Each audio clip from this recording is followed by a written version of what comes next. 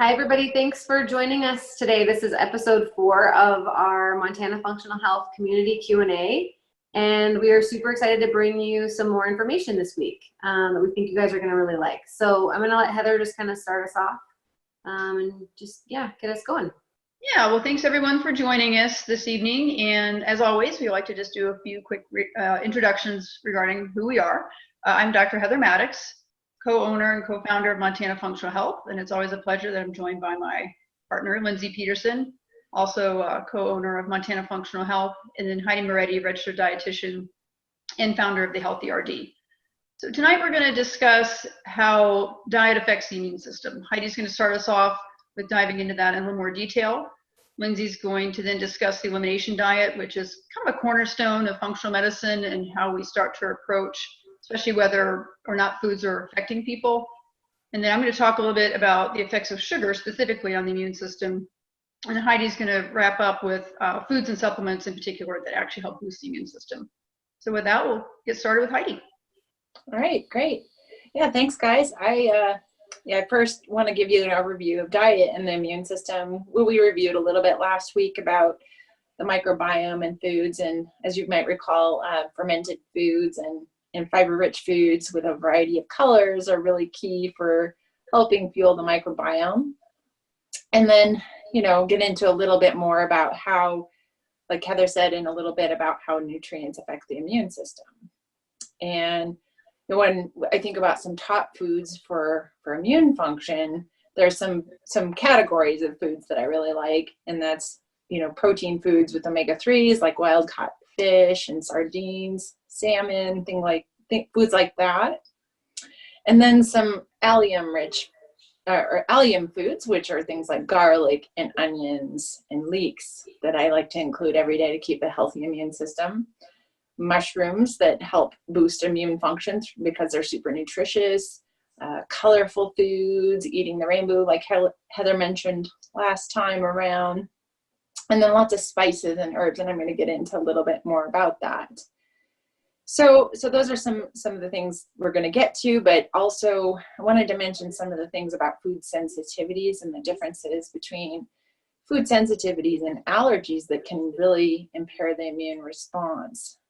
So when we want a healthy immune system, we can't be reacting to the foods we eat for an optimal immune response. And so the confusion between food sensitivities and allergies stems from the fact that they are similar, but food allergies are more severe in reaction and usually more immediate. So say you've heard of people who can't breathe after eating peanuts, or someone who has like a severe hives after eating certain foods like dairy, or you name it. The list of allergies are long. You can be allergic to basically any food, and it's usually pretty pronounced.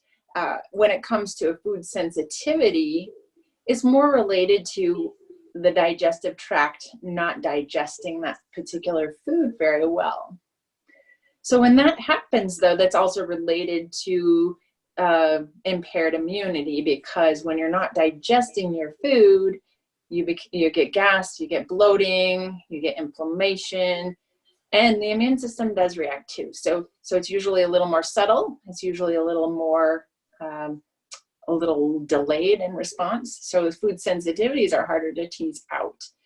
But that's why Heather, I believe you're going to get into some more about that in a little bit. Elimination, things like that. So with that, I'm going to get to the nutrients here in a little bit, but which do you want to go next, Lindsay or Heather? Okay. Yeah. Yep. So I'm talking about the elimination diet today. So so let's just get into that. So the past few weeks we've learned about foods that we consume that offer nutrients to our body to function properly. So what we eat really every single day or at every meal determines how we feel. So some foods can cause us to feel bad, while others boost our energy and increase our metabolism. They can improve our mood and even clear up our skin.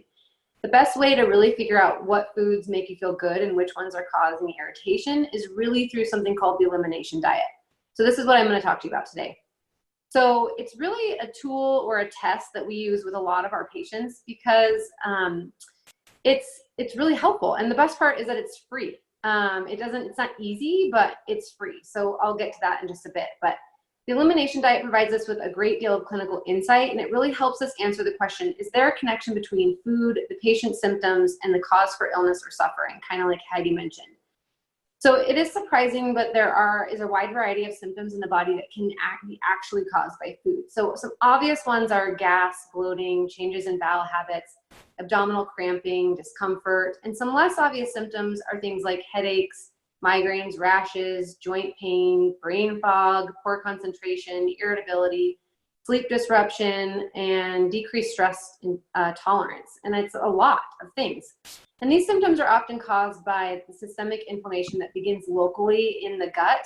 We talked about this a lot last week with leaky gut, but when we consistently consume foods that trigger an inflammatory reaction and subsequent immune response, our body's basically fighting to protect itself every time the food or foods are consumed. So our intestines take the brunt of it initially, but eventually it bleeds over into a system-wide inflammatory effect. If we can remove the source of inflammation and heal the gut, then we can help people feel better and potentially alleviate chronic disease. So it's really a tool that helps us figure out, people's needs, and it's personalized to each patient. So you can couple the elimination diet with food allergy and sensitivity testing that yields more information for us. Some clinicians utilize just that type of testing, the food allergy testing, but we believe that it only gives really a small piece of the puzzle. And if you use both, then you can get to more, to identify more triggers for the patient.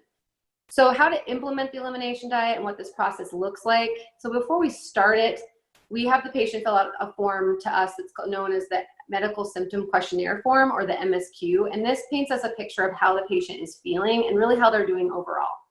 So it's a questionnaire that identifies symptoms and their severity. It's a tracking tool, so we use it several times during the elimination diet process.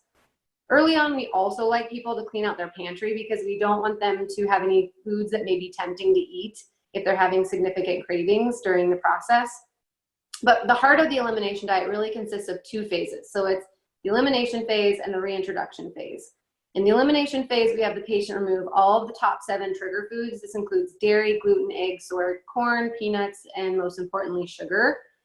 And if it's an autoimmune process, if that's what it looks like, then we try to have them do an autoimmune protocol, which also includes grains, nuts, seeds, and nightshades. And I'm sure after hearing that, you're probably thinking, what the heck would I even eat? But I promise there's still tons of food that you can eat. We just have to rethink how we eat, and the key is really meal prep and planning. So the elimination phase is about 4 weeks, and this is about the time it takes for some food sensitivities and subsequent reactions to fully leave the body.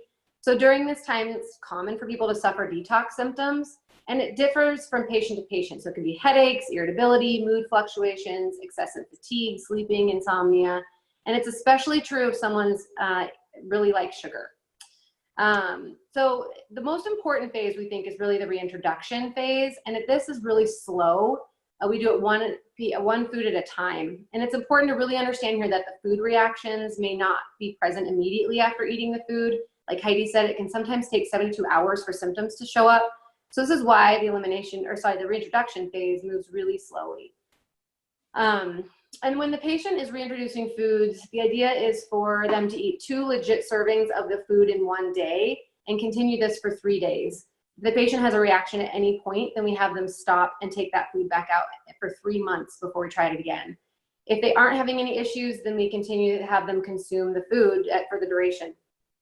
We have them keep meticulous notes to make sure that if they're having a reaction or not. And this is why this process can take a couple of months to really make sure we find what we're looking for.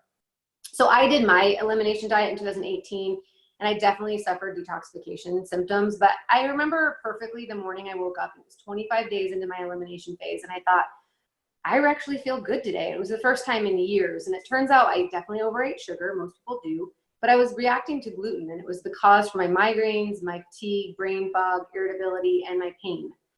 So I'm definitely happy to say that I'm pain-free, and I haven't had a migraine in over a year. My gut is healed, and I definitely tolerate more foods than I previously did when my gut was chronically inflamed. So I'm not saying the elimination diet was easy. It definitely wasn't, but it helped me get to the root cause of my symptoms and get in tune with my body, and it was incredibly worth it. I think overall what's really nice with the elimination diet is that it puts the power back into the hands of the patient, and it really helps them learn and get to know their own body. And so in the future, when it's a tool that they actually can go back to if excess stress comes up or just life happens and they are kind of feeling like, hey, my gut's off a little bit, they can kind of go back and pull some of those inflammatory foods out for a little while and put them back in if they're not having significant reactions to them, meaning that they need to keep them out for a longer period or indefinitely. But so it's kind of a long, wild subject on the elimination diet. There's lots to it, but we work with our patients when we do this and we support them through it. So our team can really kind of hit them at every angle to help them through the process. So I think it's Heather's turn. She's going to talk about one of those specific foods that a lot of us love, but is highly inflammatory. So she's going to talk about sugar and the immune system. Thank you, Lindsay, for that great review of the elimination diet. Now I want to specifically talk about what happens to our immune system when we consume sugary foods and how it can set us up for chronic inflammation and disease over time. Many of us, myself definitely included, struggle with sugar cravings. Let's face it, if we're stressed, down, or just want a quick pick-me-up, sugar definitely fits the bill. Unfortunately, there's an inflammatory price to pay when consuming these foods. When we eat a donut, cookie, candy, or a sticky bun, enzymes in our small intestines start to break down the sugars into fructose and glucose, and these get absorbed into the blood. Even though we need these simple sugars for energy, harmful compounds can form in the bloodstream when proteins and fats combine with these sugars, especially if we eat large numbers at a time. What gets formed is something called advanced glycation end products, or AGEs for short. What AGEs do is increase inflammation and produce free radicals. This combination causes damage to surrounding tissues, and it starts to make them look foreign to our own immune system. While all of this is starting to occur, our immune system gatekeepers called dendritic cells are roaming through the bloodstream looking for any signs of trouble. They spot the damaged tissue and start sending concerning signals to the rest of the immune system. What they also do is act like a server handling out hors d'oeuvres, so to speak, and that they bring a sample of these AGE products to your immune cells to decide whether this is a stranger danger situation and sound off the alarm bells. Unfortunately, when your immune cells sample these AGEs, the alarms are sounded off big time. Within the immune cell, something called NF-kappa B, which is usually in a resting state or sleep, gets woken up and activated. It leaps into action and it tells your cells to produce lots of inflammatory markers to try to take care of the problem and deal with the damaged tissue and also the free radicals, so they don't do more damage. This process actually starts as soon as 1 hour after eating and remains active for over 3 hours. Maybe if we ate a donut every once in a while, we can handle it. However, many people feel dinner is not complete without a dessert. Some take it a step further and desire dessert after lunch. And then others crave sugar all throughout the day and may snack on candy or substitute sodas for water. Now you have a setup of inflammation occurring all throughout the day. This may feel like pain, migraines, irritability, or maybe presents more as rashes or allergies. A key point is that if we frequently consume high sugary foods and liquids, that NF-kappa B will stay chronically turned on and does not have a chance to rest. We start to become chronically inflamed. This process, as we have stated multiple times throughout this series, can lead to diabetes, cardiovascular disease, cancer, autoimmune disease, depression, and aging. If that isn't enough, another problem with diets high in sugars is actually a change in our gut bacteria or microbiome. As we discussed last week, we need diversity and balance in our gut to maintain our health. Sugar tends to foster the growth of some bacteria while inhibiting others. In animal models, the bacterial species inhibited by sugar is actually what helps regulate our weight and metabolism. So too much sugar actually prevents this certain species from making a key protein that it needs to grow and thrive, and hence may contribute to the development of obesity. We have normal amounts of yeast that again need to remain in balance with each other's and with the other species in our gut. However, yeast love sugar, so eating too much can lead to yeast overgrowth. This can contribute directly to leaky gut, more inflammation, and also activate the immune system. A third point I want to make is really the total expenditure that the body has to endure when we eat sugary foods. It takes a lot of energy, vitamins, and other nutrients to make the inflammatory chemicals and clean up the free radicals produced by the impact of those AGE compounds I mentioned earlier. The worst part is that little to no gains are made when we eat a donut, for example. It is like making a large withdrawal out of your checking account with no deposit ever coming to fill the void. Over time, we can get depleted in key nutrients we need for normal function. This can lead to fatigue, muscle pain, brain fog, and a whole host of symptoms. Even though what I've just talked about sounds scary, it is not feasible for most of us to never indulge in sweets. However, as much as possible, if you are craving something sweet, it is always better to go for real foods that contain sugars like fruits and some starchy veggies.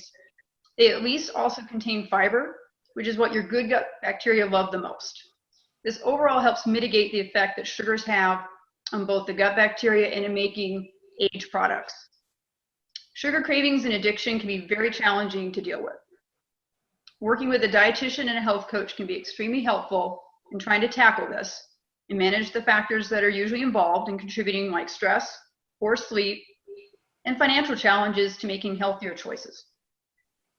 I'm now going to turn it over back to Heidi to talk more about foods and supplements that help boost the immune system, make its job easier rather than harder. Yeah, thanks, Heather. That's such a good reminder about sugar. I think we need to hear that a lot because it is so tempting for so many people. Yeah, so getting into a little bit about particular nutrients for the immune system, I'm going to start out with vitamin A. So vitamin A is not talked about a lot in the news or anything, but it is critical for the immune system because it plays a role in the structural lining that protects us from the foreign invaders like viruses and bacteria. So it's called the mucosal lining, and that lining that the vitamin A helps build is in our lungs, it's in our nose, it's in our mouth, it's in our digestive tract, and it really is key to keep protect us in a large way from ever getting sick. So vitamin A plays that critical role. Vitamin A as an active form mostly comes from foods like eggs, grass-fed meats, wild salmon, fish. It comes from, actually liver as well, like cod liver oil is the traditional way that grandmas might have given their children some extra vitamin A and extra vitamin D. But today that's not as common. There's another type of vitamin A called pre-vitamin A, which you get from plants, and that's things like bell peppers and green vegetables and colorful fruits like berries. Some people cannot convert the plant or pre-vitamin A sources into the active form in the body. And I have a little personal story about that for me.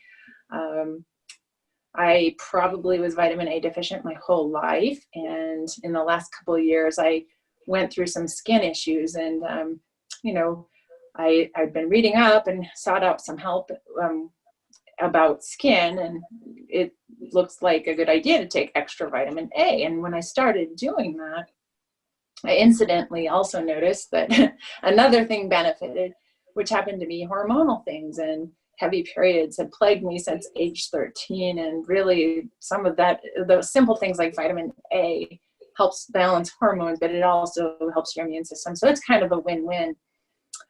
I could get into some of the genetics about that too. Some people just don't take the plant forms of vitamin A and convert them very efficiently. And when I did my gene testing, I also found that out. So long story short, vitamin A plays a big role in keeping our immune system healthy, our skin healthy, and protects us.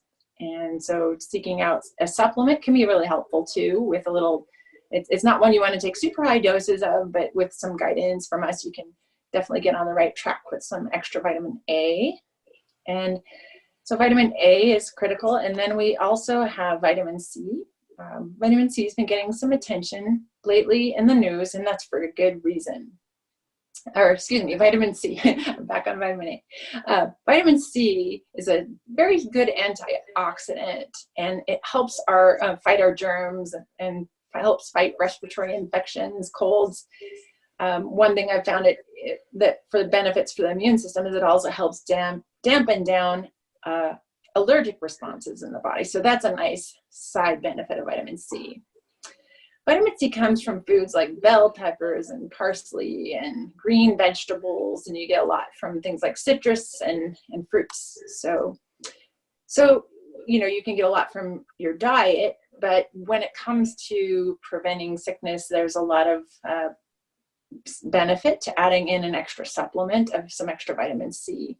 And when you're sick, you may need a much higher dose short term. So vitamin C can be very beneficial.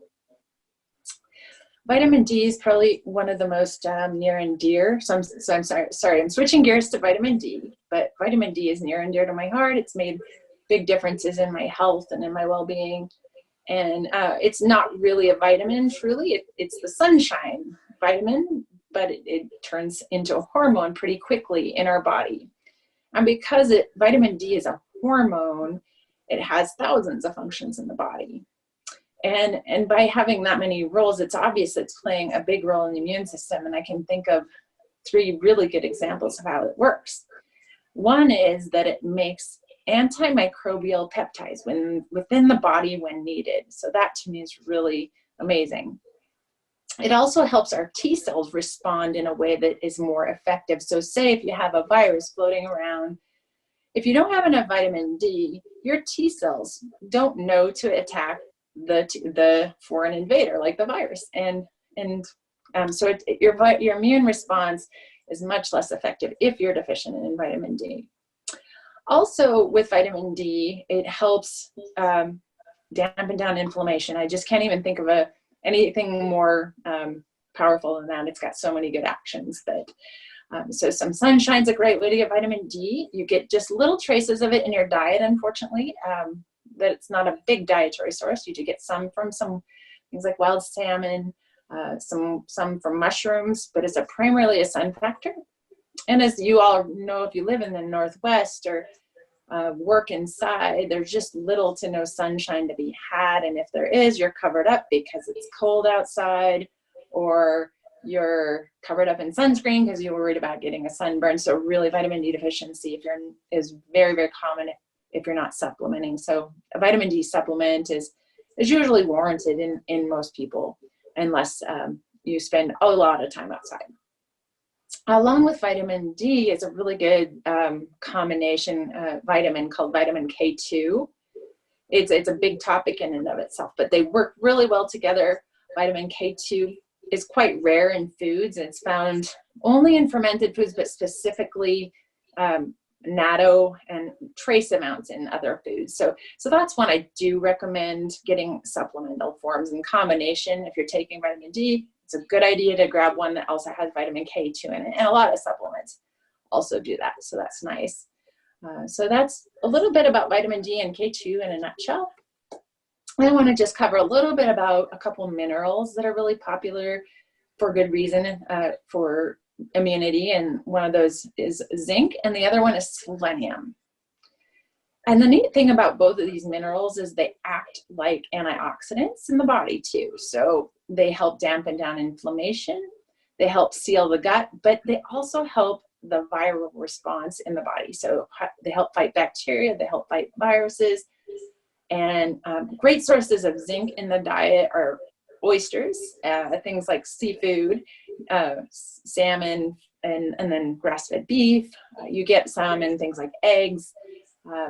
There's some in plants like pumpkin seeds and nuts and seeds. And when you do choose those, I do recommend soaking and preferably even sprouting those to help absorb the zinc, because sometimes the plant sources isn't quite as absorbable. So looking for zinc from those food sources is a good idea, but I think a lot of people realize that the research is pretty strong with supplemental zinc too.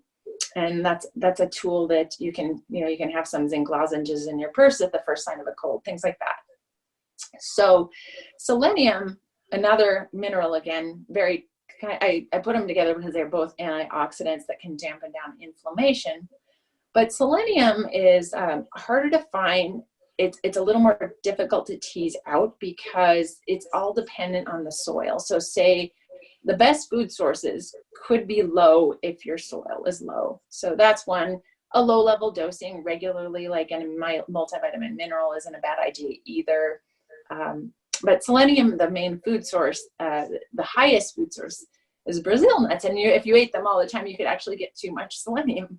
But most people don't go crazy eating their Brazil nuts. But just to be aware that there is such a thing even as too much. selenium and to watch out for that. So then last but not least, I did just want to mention glutamine, which is an amino acid. It's found in proteins, but the digestive tract uses glutamine as its primary fuel. So meaning when you want your intestinal cells to heal, glutamine is playing a key role there. If your body is stressed and you're trying to heal your gut lining, it just seems to speed things up, and then it helps the immune system. Personally, I found it extremely helpful when I was going through some difficulties with my gut health. And so I really do think glutamine is a really nice tool to use. And you don't have to use it all the time, but it's a good tool to have when you're trying to heal up your gut. So, and Heather, and too, if you want to, Heather or Lindsay, if you guys want to comment on doses, feel free. But yeah, I think a common dose is about 5 grams a couple times a day. So, and with that, sorry, I was just going to say that with doses, we kind of just go with when we meet the patient and we figure out if they're low on it or if they need extra gut, support, like you were saying, then we can kind of get an idea of what dose they might need. But sure, yeah, makes sense.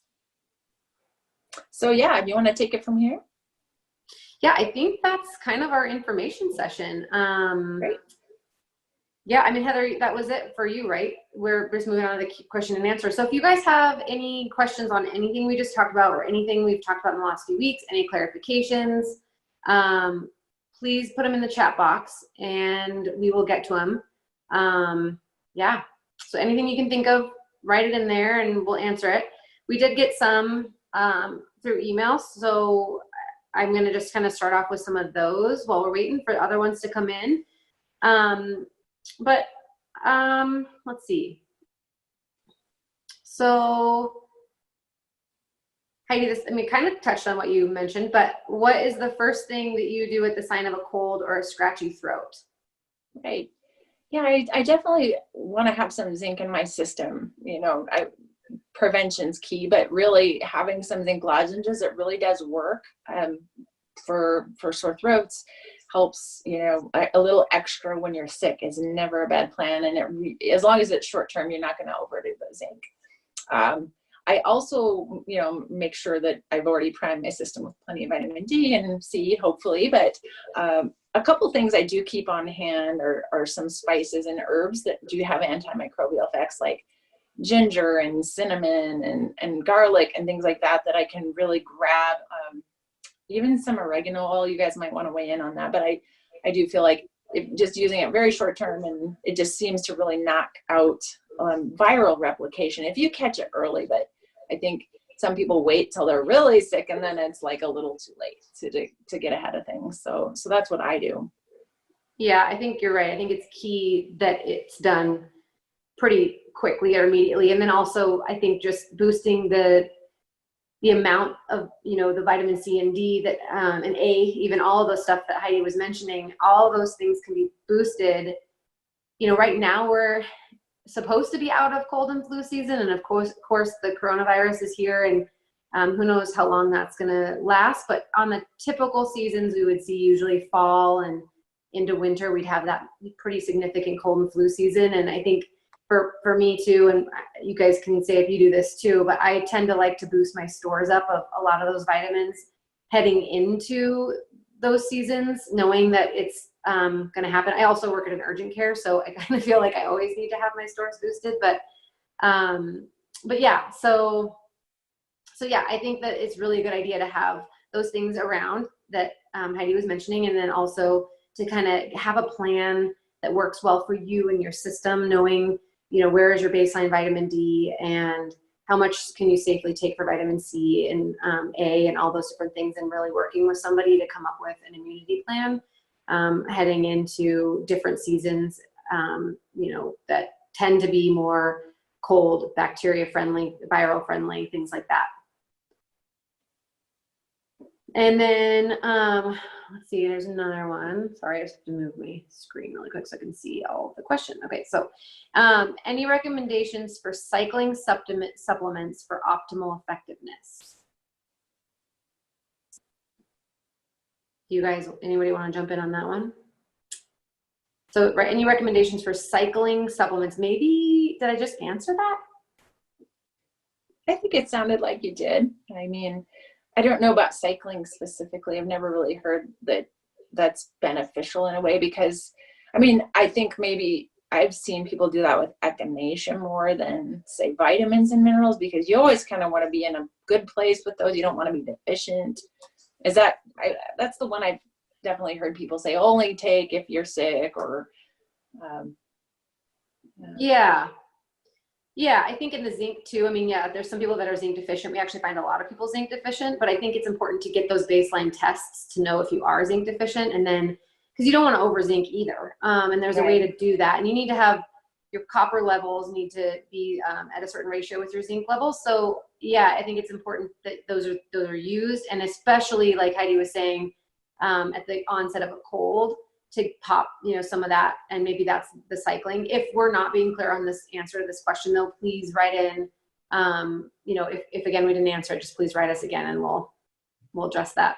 One thing I'll mention, and maybe this is a little bit not quite on this subject, but I think with cycling, like if you are dealing with some of the things we mentioned in previous series, like small intestinal bacterial overgrowth or yeast overgrowth, those types of things, when you're trying to balance the microbiome and eradicate that, you can cycle through different herbs that have those antiviral and antibacterial properties. In fact, a lot of times you have to for like SIBO. But yeah, I think just in general, when we're talking about vitamins and minerals, like Heidi and Lindsay were saying, we need a certain amount of those every day. Whether it's, definitely checking levels to see if you're deficient, need more, or if it's just getting a good quality multivitamin in daily. Yep. And we definitely have our favorites of those that we help point our patients in those directions if they need, advice on that. But yeah, let us know if that didn't answer your question, if you have anything more specific, and we'll get to it. And then let's see. How about what foods affect the immune system the most? So Heidi, you kind of mentioned some of this. Yeah, I'll let you take it away. Yeah, I mean, I think the ones, and you probably see too, is gluten and dairy are big ones. It can be anything though, really, that you're sensitive to, and when you're reacting to food, it's contributing to the gut to be leaky and inflammation. And so it could be soy, or it could be something added into your cereal, or you could be reacting to a number of things that you can have to kind of use a fine-tooth comb to tease out. But generally the big ones, are the common allergens and sensitivities like gluten, dairy, soy, corn, peanuts, things like that. Yep. And that's why those are the chosen ones that we remove when we do the elimination diet, just because they are sort of the ones that that's the most common trigger foods. And then it really does cause that inflammatory response in the gut, and over time can lead to that leaky gut state, which just perpetuates into, if it's not dealt with, it just perpetuates into a larger problem of systemic inflammation, which triggers that immune response. And then that's when we can get those unwanted symptoms that I sort of read, that long list of symptoms. And there's plenty more than I read even. There's just so many things that can be attributed to that. But I think that's a good summary of that. And sugar, really, the big one is sugar that Heather mentioned. And I think I feel that when I eat sugar, man, an hour in, you feel great. And then, oh boy, like, what did I do? You just do start to feel it when you start to tune into that experience of your body. Yeah. And especially when you've taken it out for a while and then you've brought it back in, I think that's also when you start to, like, when you eat it all the time, it isn't something that you're noticing, as readily, because you're just so used to how you feel, and you don't feel that great. And then you pull it out on the elimination diet, and when you start to reintroduce things, your taste buds actually change too. You have your reaction to everything. It just becomes, you're more aware of what does that food cause. Your taste buds change to it. So you're not really even, like, things are just so sweet when you haven't eaten a lot of sugar for a long time. It just ends up like your kind of whole body just sort of reacts positively to that change, Wouldn't you say, Heather? Yeah, definitely. I mean, as I was saying before, that I mean, most of my life I struggled with sugar. It's only been in the past few years that I've really gotten a handle on it. And yeah, if I indulge now in some treats that come into the house, I try to just be very cautious. But if I really go overboard, it's pretty obvious sometimes immediately, and even the next few days. And I think that's the tricky part.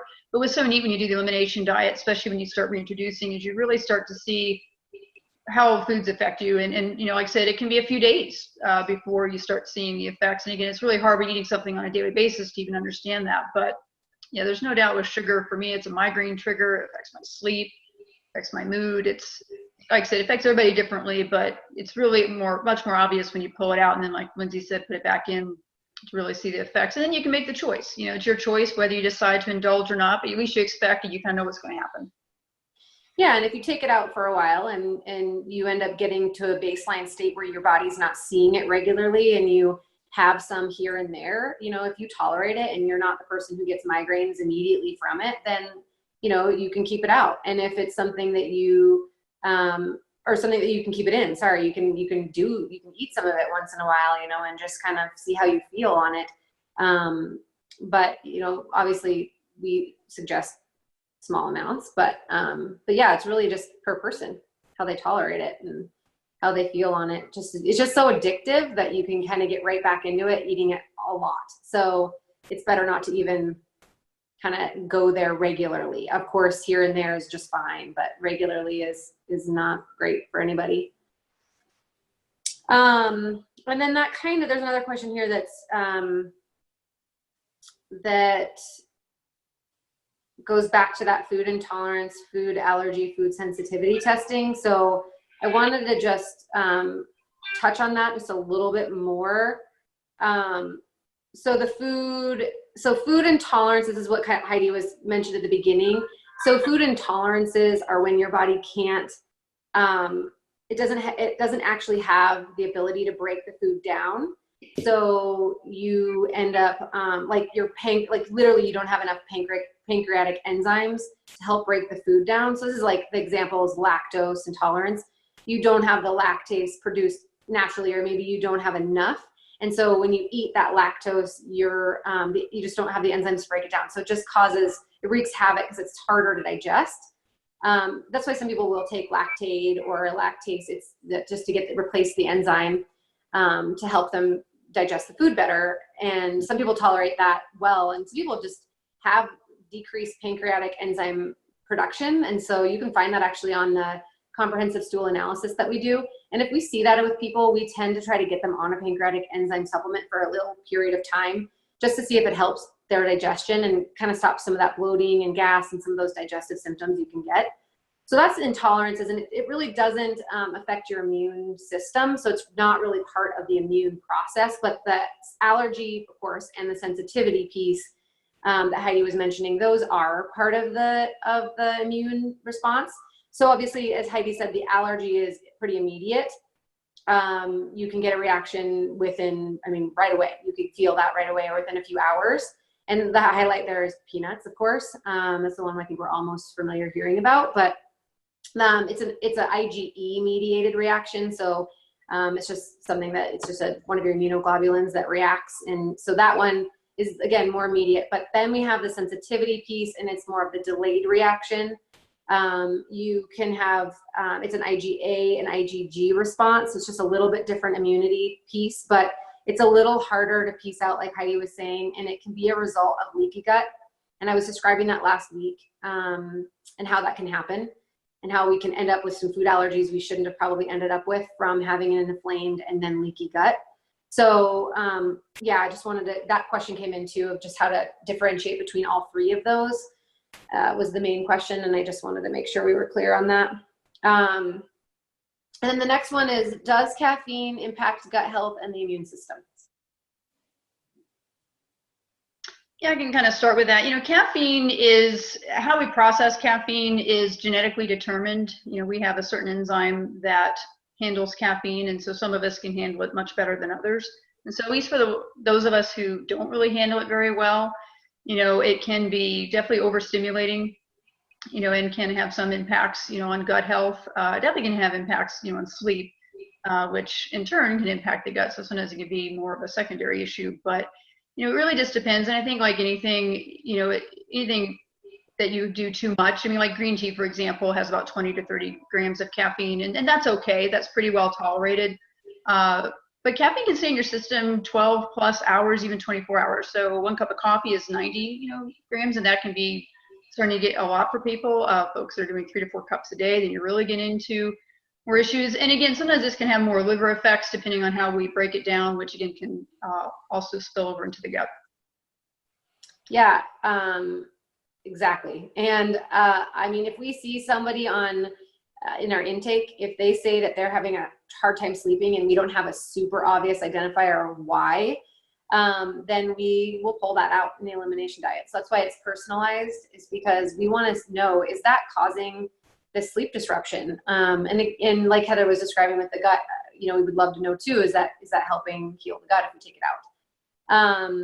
For me, I am that person that Heather described where I do not tolerate caffeine, and I drank it from 18 to 2 years ago, and I slept horribly through that nearly that entire time and thought that there was just something wrong with me and I was an insomniac. And when I did my elimination diet, we pulled it out, and I have been sleeping like a baby again for the last 2 years, and it's incredible. And I feel massively different from that.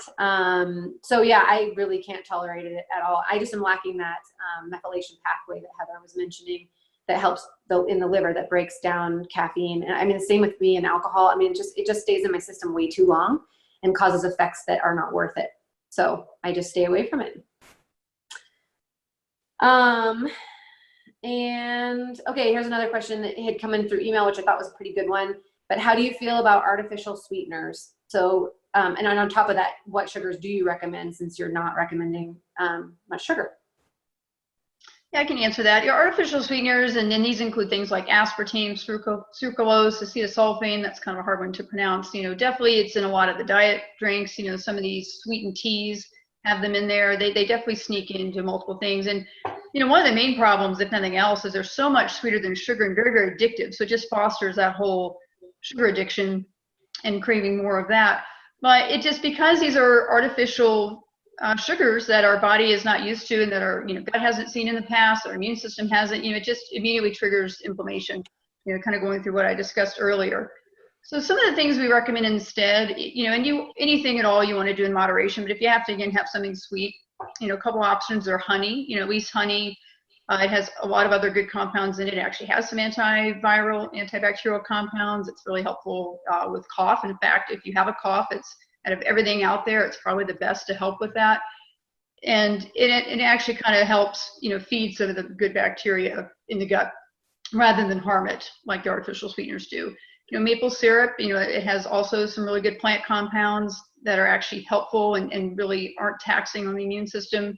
Again, sugar, like I was saying before, it gets, no matter what sugar the source is, it gets broken down into those compounds. If you have too much of it, it's still going to cause problems. But certainly it's much, much better with honey and maple syrup. And then, there's a lot of interest in stevia, and it's also a plant-based compound and felt to, be much less taxing on the immune system. It just doesn't trigger that response like I was talking about that refined sugars tend to do, and definitely the artificial sweeteners do. Yeah, and I bake a lot, and I actually will use honey and maple syrup in baking instead. Sometimes I'll use something called coconut sugar, and that's in place of something like a brown sugar. And it just has a lower glycemic index, so it's just better for preventing blood sugar spikes. And with that honey that Heather was mentioning, I really like, I like regular honey, but especially when it's raw and unpasteurized, because you can get, for certain people, but you can get a lot of probiotic benefit from that. And there's something called Manuka honey, and it has a lot of probiotics in it. And actually you can get that at Costco. And I just will sometimes put maybe a little bit of it in teas.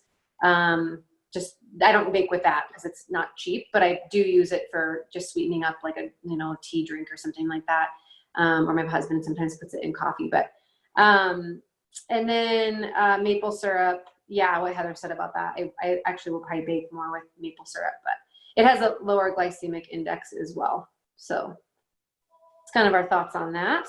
And And I have one more question that came in, and if you guys have any more, please put them in. But why doesn't food allergy testing work, or why doesn't it always work by itself?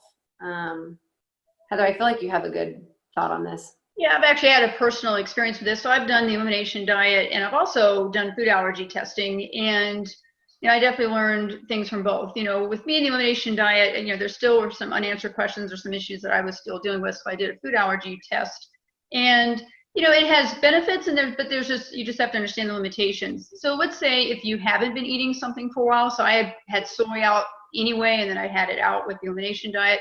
So when I got my food allergy testing done, soy was not, I was showing I wasn't reacting to that.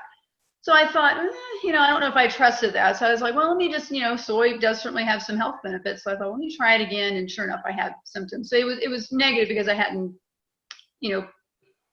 prompted the immune system against it in a while. So you have to be careful with that. If you've taken something out, it probably isn't going to show up as an issue on the food allergy test, but that doesn't necessarily mean it may be an issue.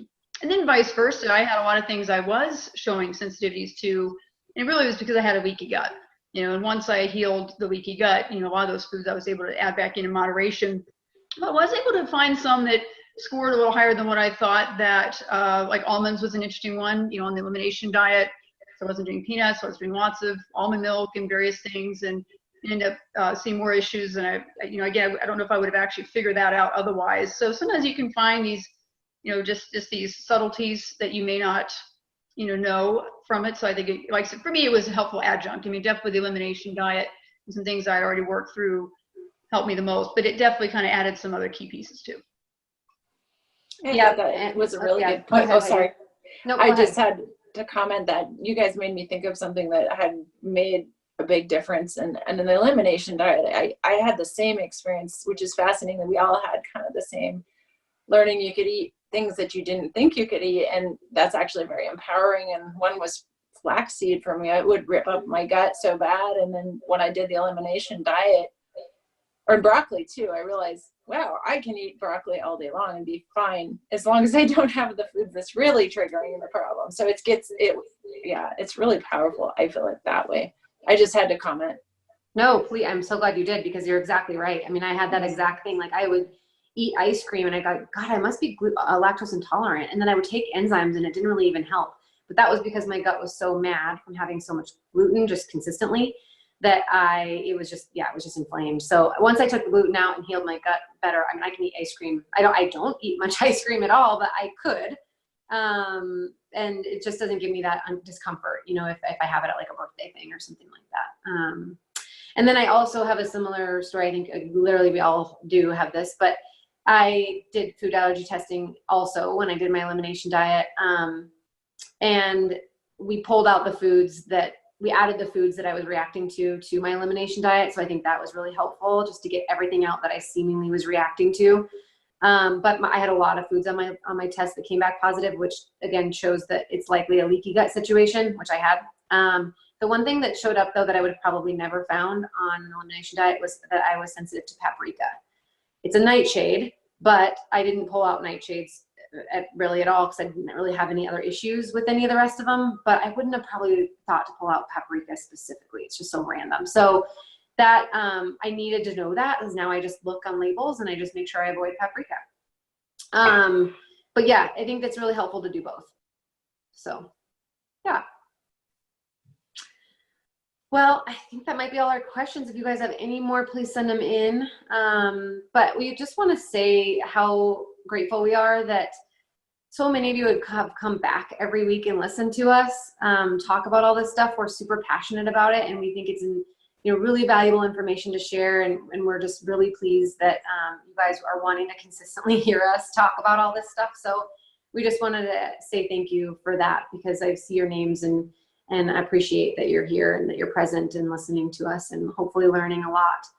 And hopefully you'll stick with us for the next couple of sessions. We'll have one more on the 11th and then one more on the 18th. And I always forget every week, but Heather, what's our next week's schedule? And real quick, I do apologize for some of the interruptions in the background. I think I had a teenage son forgotten what I was up to tonight and trying to get in touch with me. So I apologize if that was an interruption or causing any issues.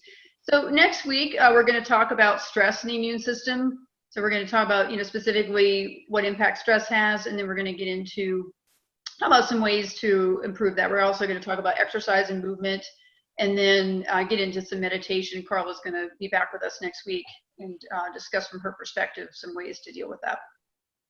Yeah. Well, yes, thank you guys so much, and we'll plan to see you and give you some more in about a week. I guess it's perfectly a week, so yeah, we'll see you then. See ya. Bye, everybody.